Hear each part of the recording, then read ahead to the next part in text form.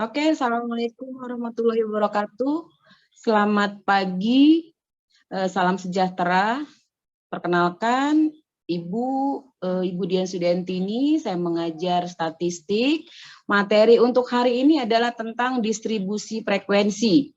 Apa sih yang disebut dengan distribusi frekuensi? Ayo, siapa yang mau menjawab? Apa sih yang disebut dengan distribusi frekuensi? Pengelompokan data untuk menggambarkan suatu tabel atau data yang akan ditampilkan ke dalam bentuk tabel. Itu yang disebut dengan distribusi frekuensi. Nah, distribusi frekuensi itu sendiri bisa setelah kita menjelaskan atau menuliskan dari data mentah menjadi data tabel. Nah, terus kita diolah. Dengan cara mengolahnya kita kumpulkan dulu datanya dari data mentah. Misalkan kita ngambil ke lapangan, terus kita ambil datanya, kita kelompokkan. Misalkan ini kelompoknya untuk variabel X-nya apa, variabel Y-nya apa gitu ya. Atau misalkan datanya kita misalkan meneliti tentang nilai statistik kelas 2A03 misalkan seperti itu ya. Nah, nanti dilihat nih data yang yang pertama kita masukkan itu adalah data terkecil dulu, baru nanti ke data paling terbesar. Nanti kita spesifikkan. Misalkan di sini frekuensi yang dimasukkan adalah ke data distribusi frekuensi ini adalah tampilannya. Dia yang pertama adalah menentukan banyaknya kelas dulu.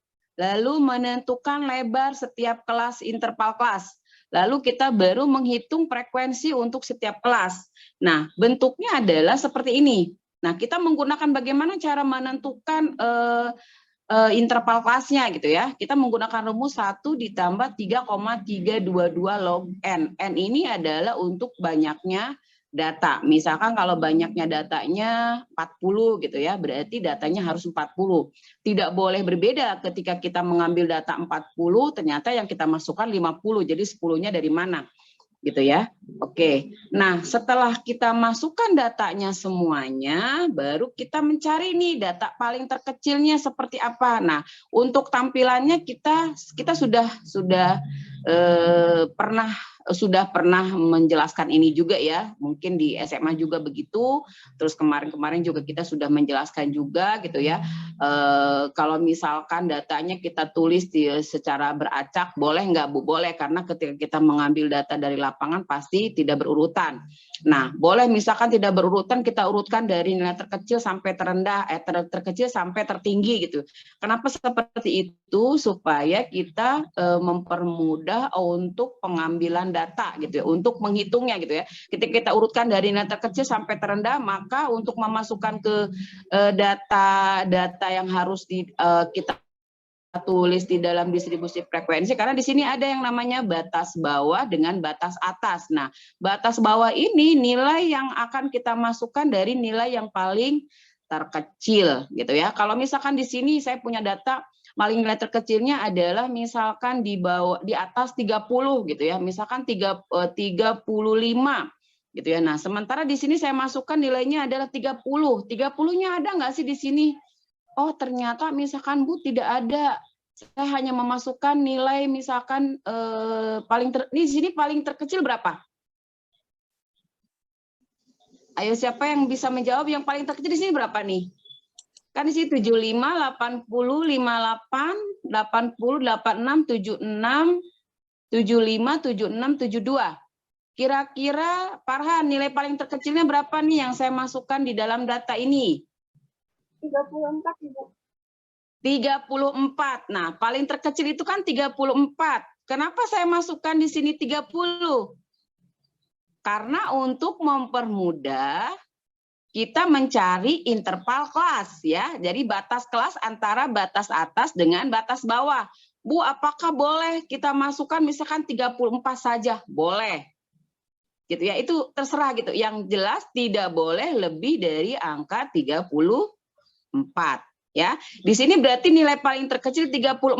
Saya tuliskan di sini batas bawahnya 30. Nah, sekarang kita lihat berapa interval kelasnya antara batas atas dengan batas bawahnya. Siapa yang mau menjawab? Mela, coba Mela. Interval kelas antara 30 dengan 39 dari data yang saya tampilkan. Kira-kira berapa nih? 10, Ibu. Berapa? 10. Kenapa 10? Kita hitung dari rumus ini. K sama dengan 1 ditambah 3,322 log N. Ya.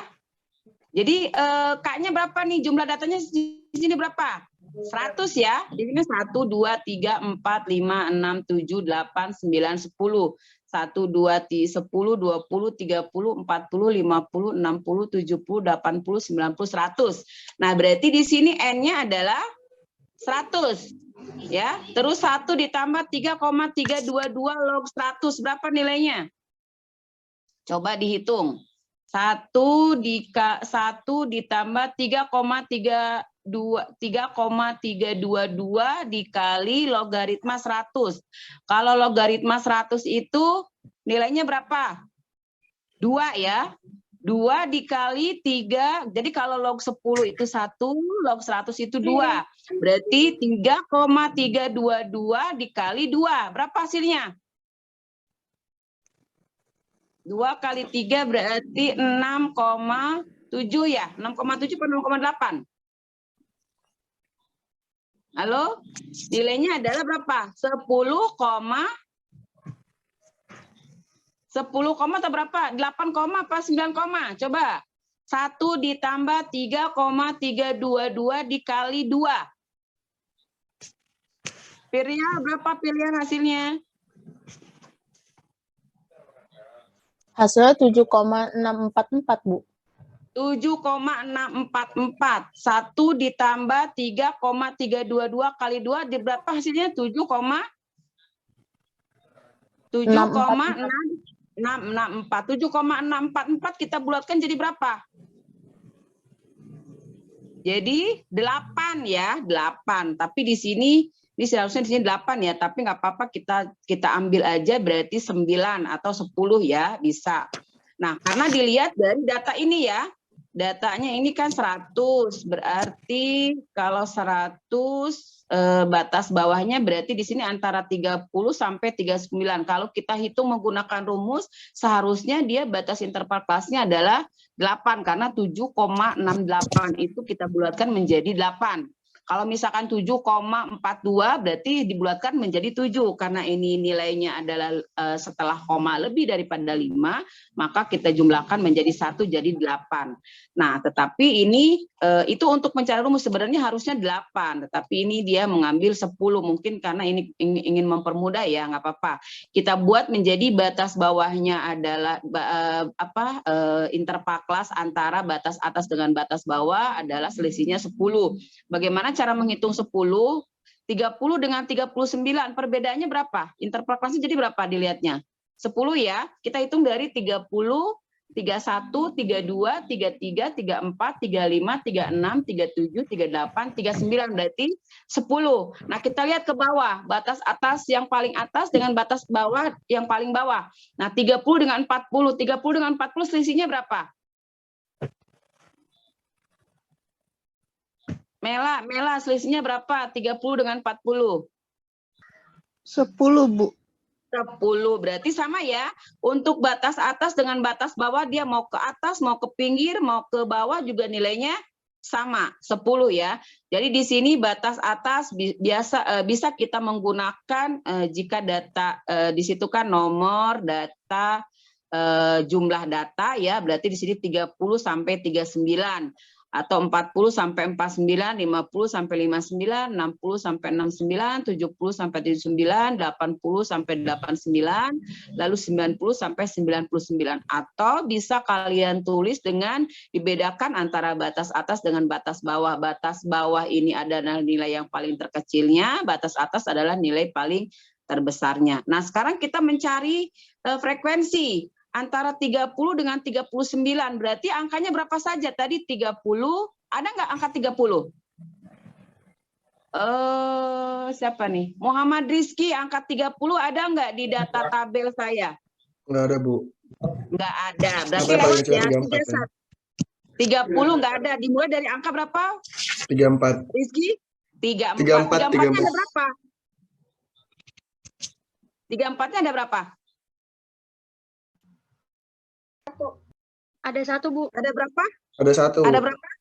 Ada 1. 34 berapa lagi angkanya? Pokoknya dari 30 sampai 39. Berarti antara angka 30, 31, 32, 33, 34, 35, 36, 37, 38, 39. Bu, misalkan di antara angka 30 sampai 39 yang ada cuma angka 34 sampai dengan 35. Berarti cuma 2 angka. Boleh, asal jangan lebih daripada angka 39. Nah, tadi 31, 34. Angka berapa lagi yang ada dari 30 sampai 39? Apakah benar dia 35, jumlah Bu. datanya frekuensi ada 2? Ada nggak? 35, Bu. Alifa, angka berapa Alifa? 35. Ada lagi nggak? Berarti jumlah data frekuensinya adalah 34 dan 35. Berarti ada 2. Benar nggak ini frekuensinya 2? Betul, Ibu. Iya benar, Bu. Benar. Nah, sekarang kalau untuk angka 40 sampai 49 berarti dihitung dari angka berapa? Sri Rahayu. Kalau 40 sampai 49 berarti dihitung dari angka berapa? Dihitung dari 41, Bu. 40, 41, 42. Terus berapa lagi, Sri? 43, Terus 44, 45, 46, 47, 48, 49. pas 9. Jadi jumlahnya 10. Jadi data yang akan kita cari adalah dari angka 40 sampai 49. Ada berapa di sini jumlahnya? Karena di sini dinyatakan ada 3. Benar nggak ada 3? Angka berapa aja yang ada di distribusi frekuensi yang ada di layar? Coba Alfonso. Alfonso, Iya, Bu. angka berapa aja dari 40 sampai 49 yang ada di contoh data tabel saya? Angka 40, 41, Angka 40 ini ya? ya, 40, 41, terus 41, terus berapa lagi? sama Kan angka ini ada 45. 3. Ada berapa? Angka 45. 45. 1, 2 berarti ada di urutan keberapa? Urutan 3 dari terakhir. 3 dari terakhir. Berarti 40 mana nih? Sebentar. 1, 2, 40. Ini ya? Iya. Oke. Berarti benar ya? Jadi data antara batas atas 40 sampai 49 itu ada 3, yaitu angka 40, 41, dan 45. Nah, sekarang kalau 60 sampai 69, di sini jumlahnya ada 20, benar nggak? Coba dijawab Muhammad Rafli. Muhammad Rafli. 60 Ya, Bu. sampai 69. Di sini katanya jumlahnya ada 20. Benar nggak 20?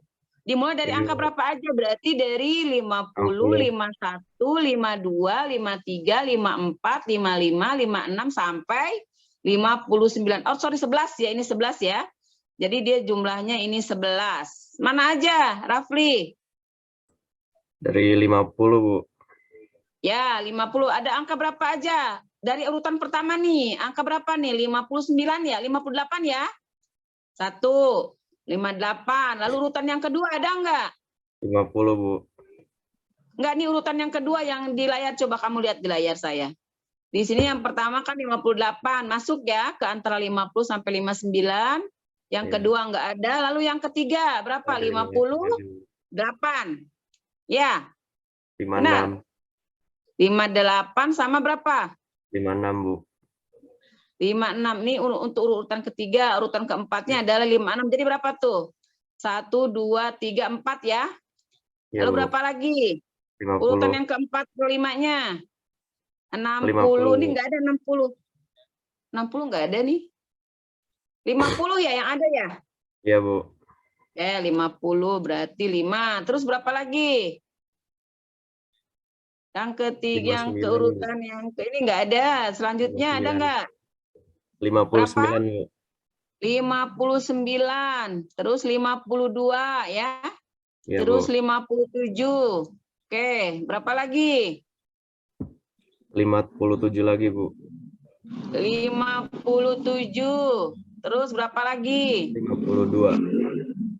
52. Jadi jumlahnya 58, 56. Benar nggak 11? Benar, Bu.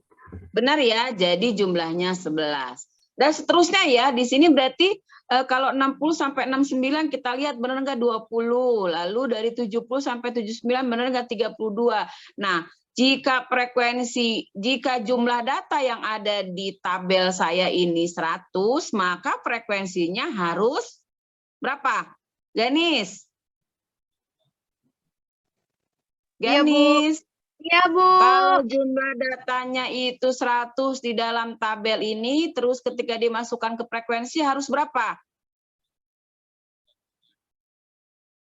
Harus sama, Bu. Sama yang data di Harus atas. sama. Kalau misalkan dia lebih, boleh nggak? Enggak lah, Bu. Tidak boleh. Nggak boleh, harus sama. Nah, itu kalau untuk mencari frekuensi. Nah, sekarang kalau kita mencari nilai tengah. Raudita, nilai tengah itu dari mana, Raudita? Dari batas atas dikurangi dengan batas atas. Suaranya nggak muncul, Raudita. Nggak muncul, Bu. Di batas atas ditambah batas bawah terus dibagi 2, Bu. Nah, batas atas ditambah batas bawah dibagi 2. Batas atasnya berapa? Kalau buat yang pertama itu batas atasnya 39 ditambah 30 dibagi 2 hasilnya 34. Dibagi 2 hasilnya 34,5 dan seterusnya ya. Nah, antara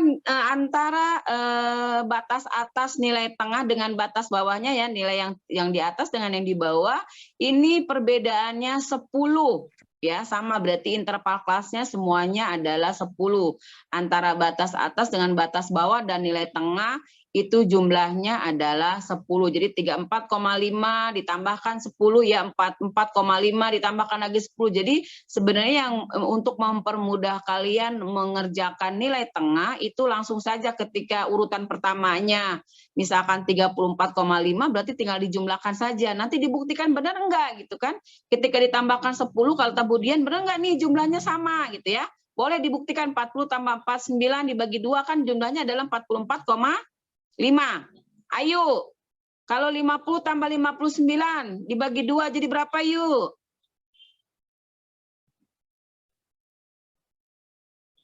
Ayu kan ada di sini nih. Oh, Bu, maaf suaranya putus-putus. Suaranya putus-putus. 50 tambah 59 dibagi 2 berapa yuk? 79,5. Berapa? 79. Berapa Ganis? Bantu Ayu Ganis, mungkin suaranya kurang muncul. Kalau 50 tambah 59 dibagi 2 berapa Ganis? 54,5. 54,5. Lalu 60 tambah 69. Intan, 60 tambah 69 dibagi 2 berapa Intan? 64,5 Ibu. 64,5. 70 tambah 79 dibagi 2 Jesse. 74,5, Bu. 74,5. 80 tambah 89 dibagi 2 Deli berapa Deli? 84,5. 84,5. 90 ditambah 99 dibagi 2. Heru. Berapa Heru? 90 tambah 99 dibagi 2. Heru ada? Atau Gina? 90 tambah 99 dibagi 2 Gina. 94,5, Bu. 94,5. Tolong dijumlahkan berapa hasil nilai tengah dari atas sampai bawah. Karena ini nanti untuk mencari nilai min ya. Silakan dijumlahkan 34,5 ditambah 44,5, 54,5, 64,5, 74,5, 84,5, lalu 94,5. Berapa hasilnya? Safa. Safa berapa Safa jumlahnya Safa? Boleh menggunakan kalkulator.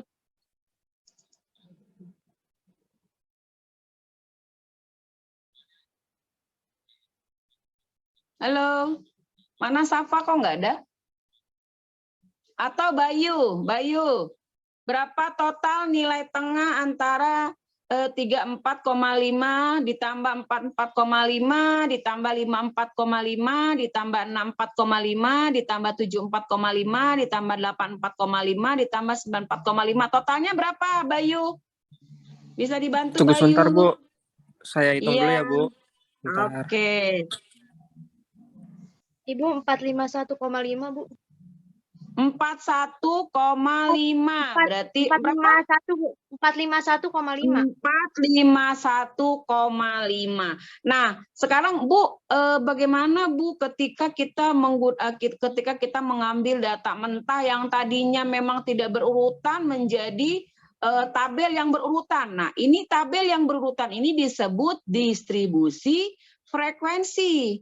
Artinya ini data distribusi frekuensi ini adalah data tampilan ya supaya mempermudah si peneliti gitu ya. Jadi orang bisa melihat, oh ternyata nilai paling terendahnya 30. Oh nilai tertingginya ternyata 99 gitu kan. Oh ternyata jumlahnya tuh jumlah data semuanya tuh 100. Jadi orang tuh nggak perlu mikir lagi ini dari mana ya, dari mana. Jadi ketika ada tampilan ini orang udah tahu, oh ternyata dia menelitinya di tempat A gitu kan, atau di perusahaan A gitu. Oh ternyata datanya sekian gitu. Ternyata jumlah data yang dia masukkan itu adalah jumlahnya 100 gitu ya. Ada misalkan Bu, saya datanya ada 100, tiba-tiba ketika saya memasukkan ke frekuensi jumlahnya kok ada 112 gitu. Nah, pertanyaannya dari mana 12? Mungkin nggak ketika data mentah terus dengan data frekuensi yang kita masukkan distribusi frekuensi itu berbeda? Bisa mungkin nggak? Halo? Lili, tolong jawab Lili.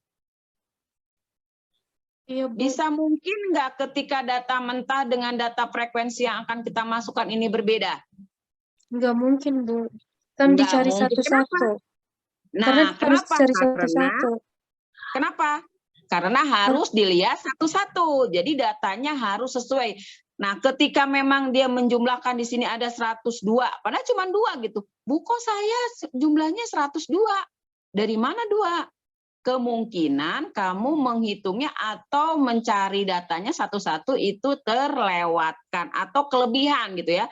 Ternyata misalkan di sini jumlahnya dari 40 sampai 49 itu cuma 3, kamu memasukkan 5 gitu. Itu nggak bisa gitu. Karena data mentah dengan data ketika dibuat distribusi frekuensi itu harus sama.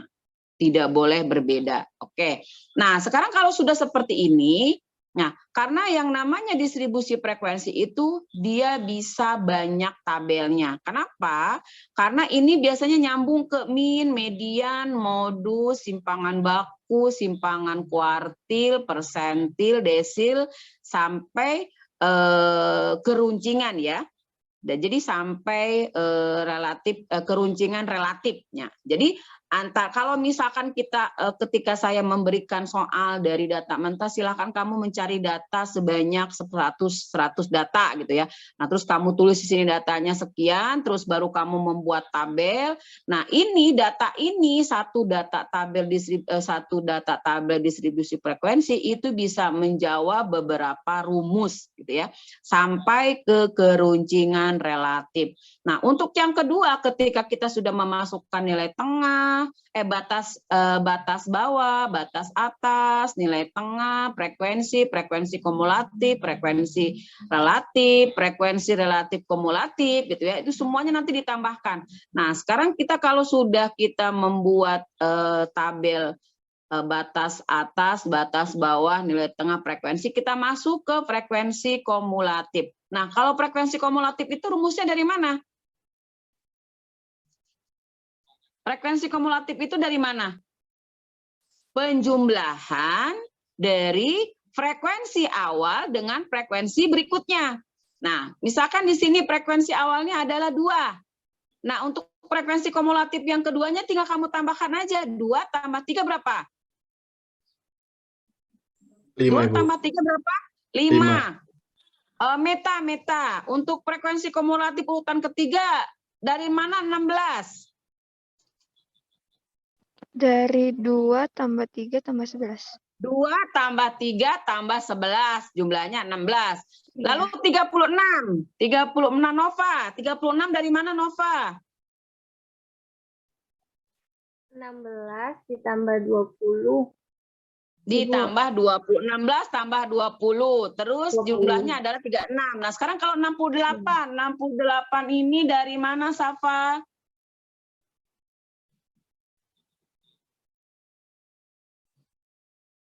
Safa dari mana? 68 ini dari mana? Dari 36 ditambah 32 atau 2 ditambah 3 ditambah 11 ditambah 20 ditambah 32. Hasilnya adalah 68. Nah, kalau 93 dari mana? 68 Intan. tambah 25, Bu. Oh, Bayu, silakan Bayu. Dari mana Bayu? 68 ditambah 25. 68 ditambah 25 atau 2 ditambah 3 ditambah 11 ditambah 20 ditambah 32 ditambah 25. Hasilnya adalah 93. Nah, sekarang kalau 100 ini dari mana? Jesse, dari mana Jesse? 100. 93 tambah 7, Bu. 93 tambah 7. Maka jumlah frekuensinya ini 100 ya. Jadi kalau frekuensi kumulatif itu penjumlahan awal dari frekuensi pertama, kedua, ketiga, sampai terakhir. Jadi totalnya dia harus sama 100. Nah, sekarang kita masuk ke frekuensi relatif. Kalau frekuensi relatif ini dari mana? Apa rumus frekuensi relatif? Halo? Frekuensi relatif itu adalah penjumlahan frekuensi kumulatif atau frekuensi dibagi banyaknya data, ya. Atau frekuensi kumulatif, di sini kan frekuensinya ya 2 dibagi 100 berapa? Atau 2 dikali 100% ya. Jadi kan ini dikali 100, berarti 2 dibagi 100, berarti 0,02. Lalu di sini 3 dibagi 100, berapa? Jadi kolom yang ke-1, 2, 3, kolom yang ke-4 dibagi dengan banyaknya data. Banyaknya data ada berapa? 100, Bu.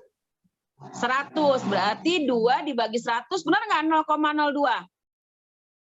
Iya benar, Bu. Benar. Terus berapa lagi urutannya?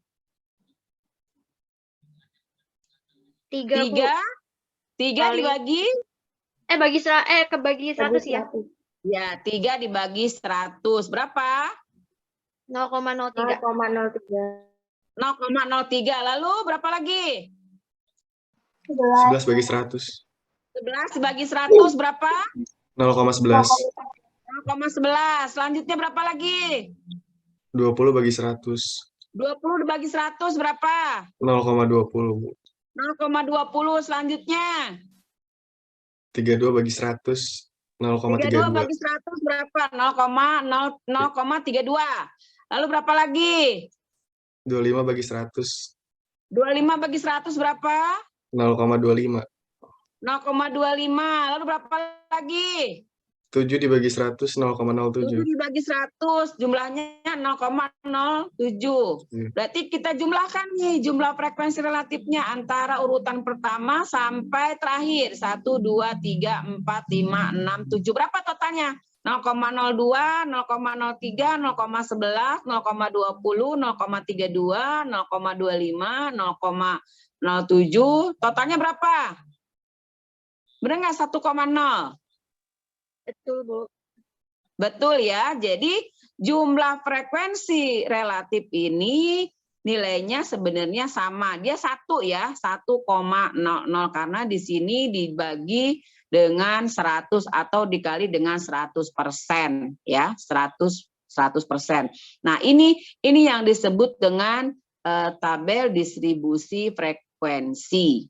Nah, sekarang kita jumlahkan untuk yang harus kita jumlahkan sebenarnya cukup frekuensi, lalu frekuensi relatif, nanti di sini nilai tengah juga boleh kita jumlahkan gitu ya. Kalau misalkan batas bawah dengan batas atas tidak perlu kita jumlahkan karena ini nanti biasanya tidak digunakan. Yang digunakan adalah untuk tabel 3, 4, 5, 6, 7 gitu ya. Bu, apakah misalkan tabel distribusi frekuensi bisa jumlahnya misalkan 12 kolom atau 13 kolom? Boleh, bisa gitu ya. Sesuai dengan kebutuhan kita gitu kan. Nah, kenapa sih Bu harus membuat distribusi frekuensi? Kan langsung saja gitu. Misalkan untuk mencari min langsung saja Bu. Nah, kalau untuk data ini data tunggal gitu ya.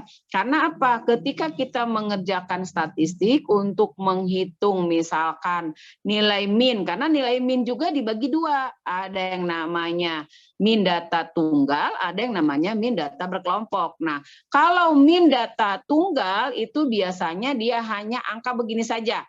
Tidak membuat tabel. Tapi kalau dia data berkelompok, berarti datanya sudah ditampilkan dalam bentuk distribusi frekuensi.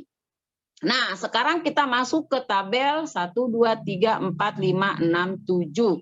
Kalau tabel yang ketujuh adalah frekuensi relatif kumulatif. Kalau frekuensi relatif kumulatif itu diambil dari mana? Dari mana frekuensi relatif kumulatif? Sama ya? Sama dari mana? Dari jumlah ini ya.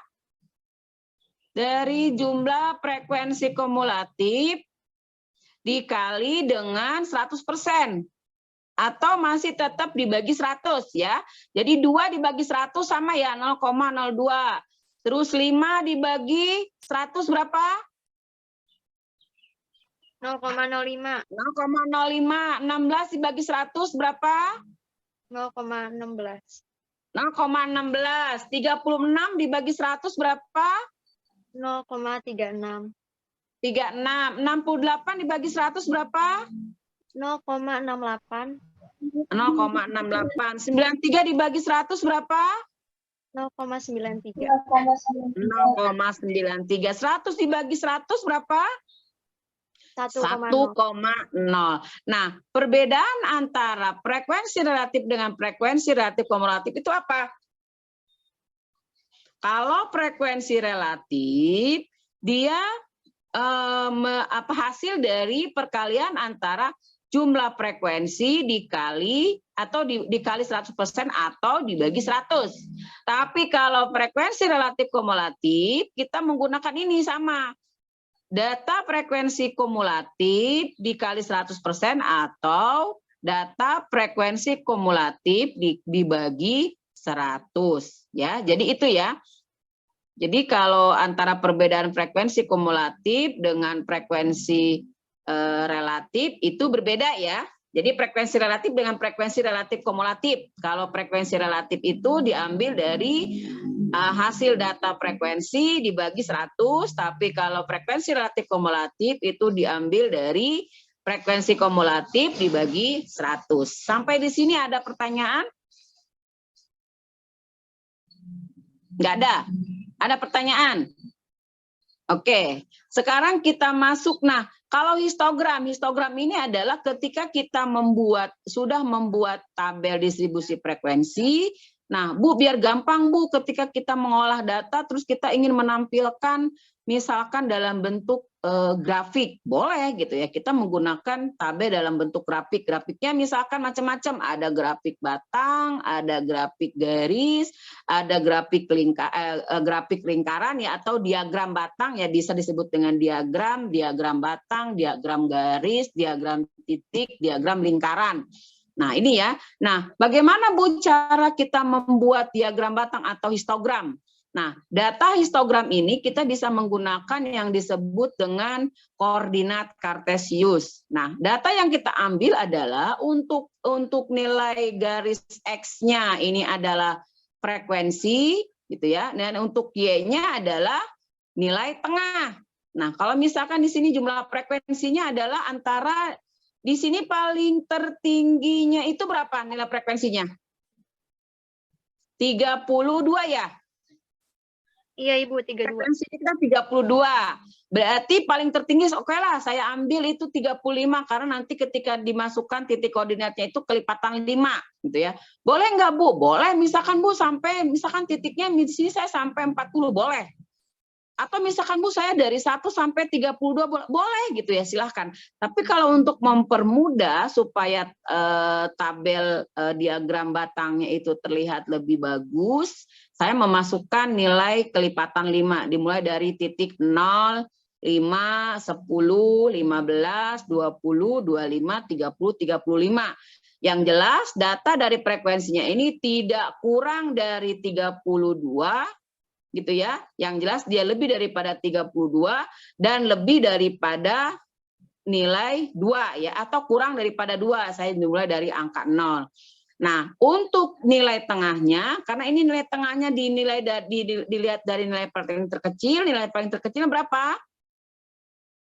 34,5. 34,5. Jadi saya urutannya nih 34,5, 44,5, 54,5, 64,5, 74,5, 84,5, 94,5. Nah, sekarang kalau untuk menentukan titik ini, gitu ya, jadi kita melihat dari 34,5,2. Artinya, titik X-nya adalah 34,5, titik Y-nya adalah 2. Berarti kalau 2 ini titiknya antara 0 dan 5. Tengah-tengah ya. Di sini ya, bisa tengah-tengah, bisa di bawah. Karena kalau tengah itu berarti 2,5. Berarti di bawah. Nah, lebih gampang lagi sebenarnya menggunakan angkanya. Misalkan 1, 2, 3, 4, 5, sampai 32. Kenapa? Karena nanti menarik garisnya gampang. Jadi di sini titik di sini adalah titik 34,5, berapa? 2. Ya, jadi 34,5,2. Maka garisnya ada di sini. Ya. Ada di sini di titik ini. Jadi antara 34,5 berarti koordinat kartesiusnya X-nya adalah 34,5, Y-nya adalah berapa? 2. 2. Ya, maka titiknya di sini. Nah, nanti yang kedua berapa? 34,5, berapa? 0,3 ya, karena di sini frekuensinya 3.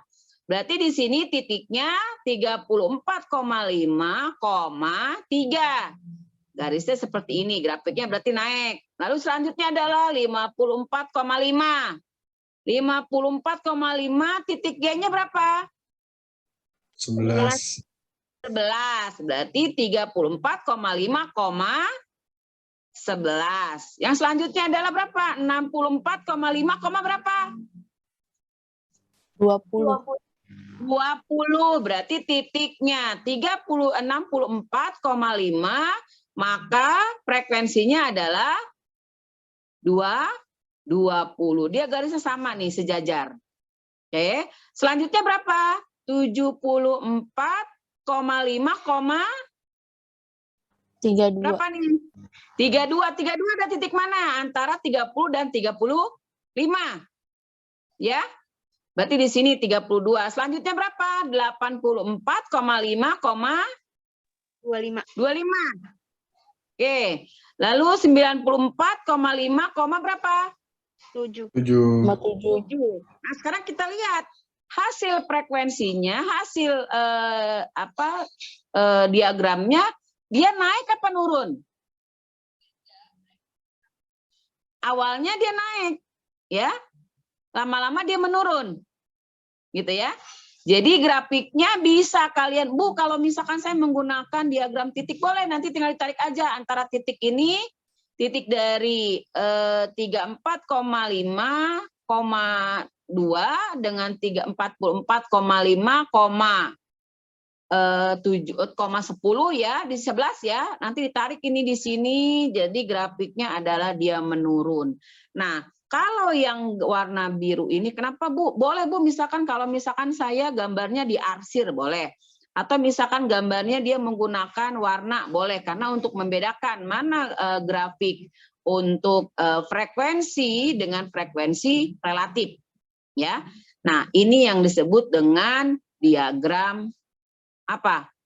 Batang. Ya, biasanya kalau diagram batang itu ada digunakan di kelurahan gitu ya, terus di dinas-dinas terkait gitu ya, untuk mengetahui misalkan dia mau menampilkan data apa gitu ya. Nah, ini untuk mempermudah dan membaca orang itu lebih mudah. Oh, ini untuk data apa tampilannya, misalkan sensus penduduk gitu ya. Oh, ternyata jumlah penduduk per tahunnya misalkan dia grafiknya menurun, atau angka kematiannya misalkan dia naik gitu ya. Nanti dilihat, kita tidak bisa menentukan apakah dia naik atau turun itu karena apa, dilihat dari hasil pengolahan data. Nah, untuk tabel yang kedua atau untuk grafik yang kedua, ini adalah grafik frekuensi relatif. Berarti kalau frekuensi relatif, nilai tengah dengan frekuensi relatif. Sama dengan yang tadi, dengan kita menggunakan tabel grafik batang untuk data frekuensi.